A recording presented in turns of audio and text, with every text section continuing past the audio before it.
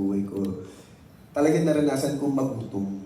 Yung ang tagal mo naghihintay, nung nagsisimula ka as an actor.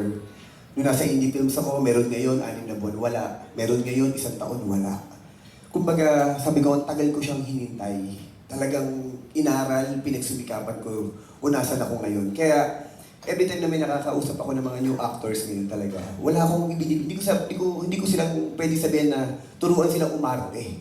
Pero yung tamang mindset, yung pagpapahalaga sa trabaho, yun ang pwede kong i-share sa kanila.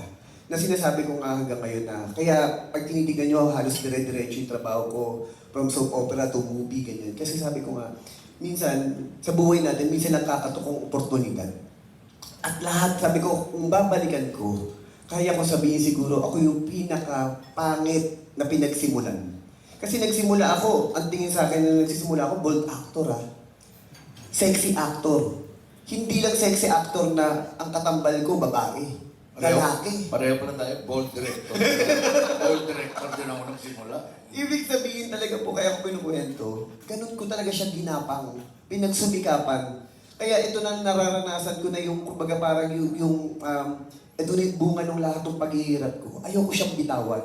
Which is ngayon ang ginagawa ko, i-share ko siya sa mga co-actors ko, sa mga alam kong yung mga tao pinagdadaanan na hindi lahat mabibigyan ng oportunidad o magkakaroon ng trabaho. Yung mga veteran actors natin na alam ko na ngayon na hindi na nakikita. Pag hindi ka na nakikita, hindi ka na mabibigyan ng trabaho, hindi ka na mapapansin. Yung mga bagong artista na nagsisimula, binibigyan ko ng opportunity, hinihila ko. Baka sakali sa mga soap opera o sa pelikula ko, mabigyan sila ng oportunidad para magdire-diretso yung trabaho. Which is, sabi ko nga, ang sarap ng pakiramdam ko na nandito po ako ngayon. Kasi, yung mindset namin tatlo, ni Sir Dondon at ni Direk Eric,